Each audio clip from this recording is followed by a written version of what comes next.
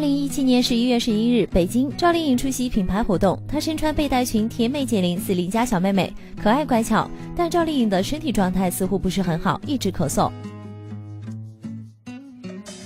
娱乐圈顶级流量就那几个，其背后资源和关系网有多强大，外界很难看出。但是有一点是改变不了的，那就是明星本身实力够不够过硬。Baby 非歌手也不是主持人，当演员演技又备受质疑。但是因为他有跑男这个流量综艺，还有其强大的背后资源，所以 Baby 不愁没有代言和人气。日前赵丽颖拿下的各种大牌代言，有一半的品牌前代言人都是 Baby， 于是赵丽颖抢 Baby 的代言就这样蔓延了开来，双方粉丝更是撕得你死我活。然而赵丽颖拿下这些代言，除了因为有带过黄晓明的经纪人黄斌这个资源王之外，大牌更换代言人也跟明星自身够不够争气有一定关系。毕竟品牌也是需要人气和实力并肩的明星，明星自己争气，相信就算被抢代言那也没什么大不了，不至于落得群嘲的地步。所以许多 Baby 的粉丝都去骂赵丽颖，指责她抢代言，但还是要 Baby 自身在业务能力上给力才行，否则不是赵丽颖就会是另一个女星，所以也别骂赵丽颖抢代言。